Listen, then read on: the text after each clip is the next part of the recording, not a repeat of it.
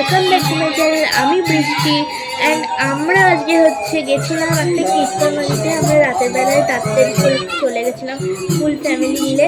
তারপর আমরা গিয়ে ওখানে কীর্তন শুনছিলাম, আর এখানে একটা দোলনাও ছিল। এই যে দোলনাটাই আমার বোনু সবাই মিলে আমরা উঠে মজা করছিলাম।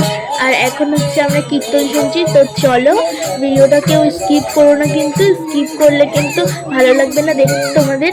আর ভিডিওটা দেখার সময় একটা চ্যানেলটাকে সাবস্ক্রাইব আর একটা লাইক আর কমেন্ট করে দিয়ে যেও প্লিজ। তো চলো দেখা যাক আমরা কি করছি।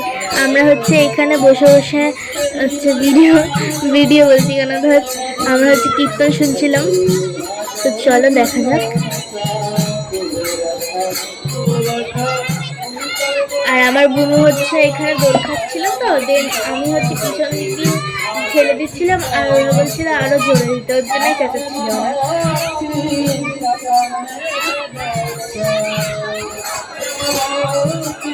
আর সবাই এখানে উঠে গেল।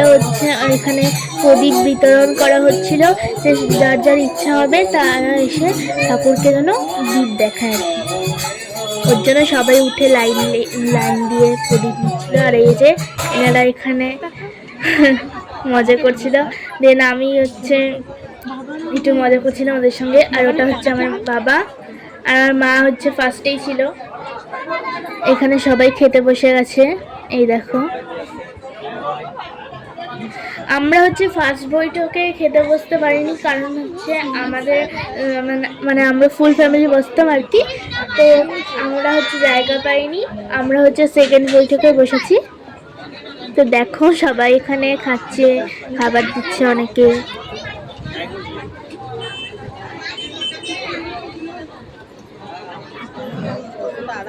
দেখলাম না গেল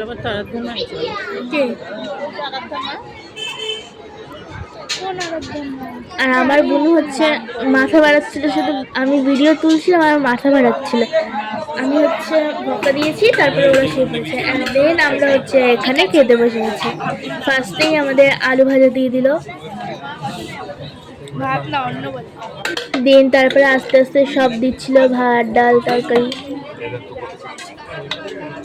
এই দেখো ডালও দিচ্ছে আমাদেরকে।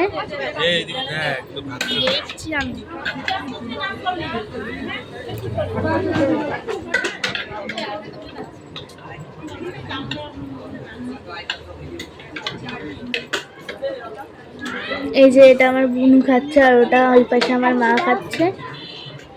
আর তারপরে আমি এখানে আমার খাবার খেতে অনেকই ভালো লাগছিল, কারণ ওখানে টেস্টি রান্না করেছিল অনেক।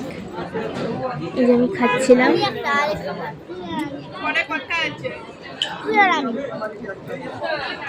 তো আজকের ব্লগটা এই পর্যন্তই ছিল। আশা করি তোমাদের ভালো লাগবে।